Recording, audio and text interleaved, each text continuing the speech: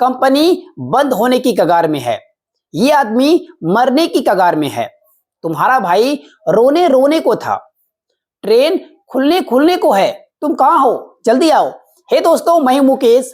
आज के वीडियो में हम लोग इसी टाइप के सेंटेंसेस को सीखेंगे। यहाँ पर हम लोग एक्चुअली दो टाइप के सेंटेंसेस को सीखेंगे, लेकिन दोनों का जो मीनिंग की अगर बात करेंगे ना तो मिलता जुलता मीनिंग है। एक की जगह दूसरे का इस्तेमाल आसानी से किया जा सकता है और मीनिंग क्योंकि सेम होने के कारण से कोई झंझट नहीं है। जिस तरीके से हिंदी में सेंटेंसेस को दो अलग अलग टाइप से बोला जाता है, उसी तरीके से इंग्लिश में भी दो अलग अलग फ्रेज का इस्तेमाल किया जाता है। तो आइए बिना टाइम वेस्ट किए हम लोग स्ट्रक्चर को देखते हैं। सबसे पहले बात करते हैं की कगार में। इसका मतलब क्या होता है? कोई काम होने ही वाला है, कोई काम होने ही वाला है, वहां पर हम लोग बोलते हैं की कगार में। समझ नहीं आया? देखिए, कंपनी बंद होने की कगार में है, कहने का मतलब है ज्यादा समय नहीं बचा है, बस कंपनी अब बंद हो ही जाएगी। तो यहां पर हम लोग की कगार में है, जैसे वो मरने की कगार में है हिंदी में बोलते हैं ना, तो वहां पर हम लोग इंग्लिश फ्रेज का इस्तेमाल करते हैं on the verge of. On the verge of, यहां पर ऑन द वर्ज ऑफ के जगह हम लोग ऑन द ब्रिंक ऑफ का भी इस्तेमाल कर सकते हैं। वर्ज के जगह ब्रिंक शब्द का इस्तेमाल कर सकते हैं। ये ब्रिंक नहीं है, ये ब्रिंक के है, BRIN K, brink. On the brink of या ऑन द वर्ज ऑफ में भी इस फ्रेज को आपने बुक में पढ़ा होगा, लेकिन वहां पर मीनिंग आपको समझ में नहीं आया होगा। तो आइए बात करते हैं इसके स्ट्रक्चर की। स्ट्रक्चर वो इसी तरह से होगा। सबसे पहले सब्जेक्ट लिखेंगे, ठीक है। सब्जेक्ट को लिखने के बाद यदि आपका सेंटेंस प्रेजेंट में है, वर्तमान अभी है, तो हम लोग इज या आर में से कोई एक लगाएंगे सब्जेक्ट के हिसाब से। उसके बाद हम लोग लगाएंगे ऑन द वर्ज ऑफ तीसरे नंबर में, मतलब कि तीसरे नंबर में लगाएंगे ऑन द वर्ज ऑफ या नहीं तो ऑन द ब्रिंक ऑफ।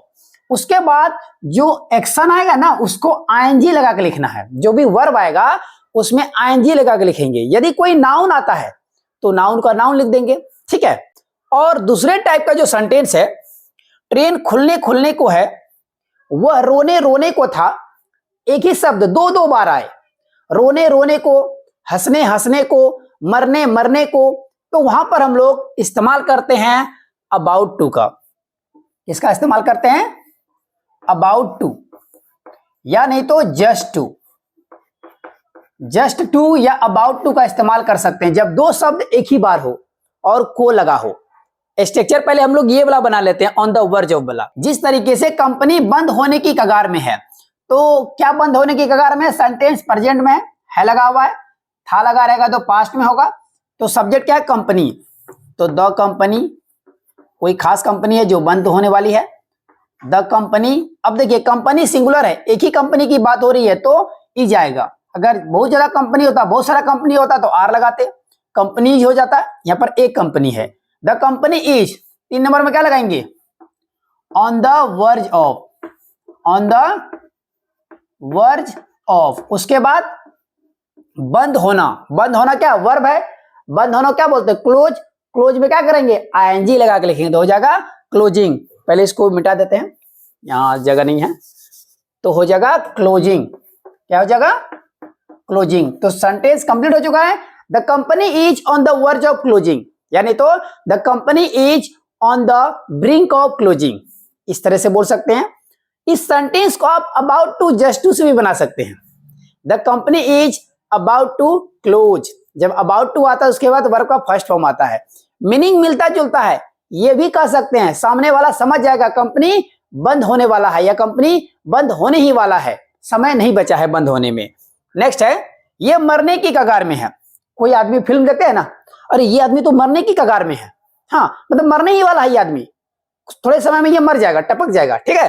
तो ये आदमी, कोई एक आदमी की बात हो रही है, तो अगर आदमी है तो ही लगाएंगे, अगर कोई औरत रहेगी, फीमेल रहेगी तो सी लिखेंगे, ही या सी में। इसके साथ इज लगेगा क्योंकि सेंटेंस हमारा प्रेजेंट में है, अभी बोल रहे हैं। ही इज यानी तो सी इज। 3 नंबर में क्या लगाएंगे? On the brink of. यहां पर ब्रिंक का इस्तेमाल कर लेते हैं, ऑन द ब्रिंक ऑफ। अब मरने की कगार में है, यहां पर मरना आप क्या समझ रहे हैं? ये नाउन की वर्ब, नाउन भी हो सकता है वर्ब भी हो सकता है। अगर नाउन बोलेंगे तो यहां पर हो जाएगा डेथ, अगर नाउन वर्ब लिखना है तो हो जाएगा डाइंग। क्या हो जाएगा? डाई में आईएनजी लगा देंगे, डाइंग हो जाएगा। He is on the brink of dying, he is on the verge of death, दोनों बोल सकते हैं, जो भी आपको पसंद हो। नेक्स्ट सेंटेंस है तुम्हारा भाई रोने की कगार में था। ठीक है, ये सेंटेंस देखिए पास्ट में है, सब्जेक्ट क्या है तुम्हारा भाई, तो क्या हो जाएगा योर ब्रदर, योर ब्रदर, तो योर ब्रदर सब्जेक्ट हो गया। क्योंकि एक भाई की बात हो रही है सिंगुलर की, तो सिंगुलर के साथ लगता है वॉज। देखिए पास्ट में रहेगा सिंगुलर के साथ वॉज, पास्ट में रहेगा एक से ज्यादा रहेगा तो वर आएगा, बाकी स्ट्रक्चर सेम टू सेम। जहां पर इजामार लगाते हैं ना सब्जेक्ट के बाद, वहां पर वॉज या वर आ जाएगा according to subject. Singular subject है तो वॉज आया, प्लूरल सब्जेक्ट रहता तो वर लगाते। अब 3 नंबर में क्या लगाएंगे, on the verge of, on the verge of क्या करने हैं, रोने की कगार में है, तो रोने क्या बोलते हैं क्राई, क्राई में लगा देंगे आईएनजी, तो क्या हो जाएगा crying. Your brother was on the verge of crying, your brother was on the verge of crying, हो गया। अब देखते हैं इस टाइप के सेंटेंस को कैसे बनाएंगे। ट्रेन खुलने खुलने को है, अभी मैंने आपको बताया कि इसको अबाउट टू या जस्ट टू से बना सकते हैं। सबसे पहले सब्जेक्ट लिखेंगे, क्या लिखेंगे, सब्जेक्ट लिखिए। उसके बाद यदि सेंटेंस प्रेजेंट में है तो इजामार में से कोई एक आएगा, ठीक है।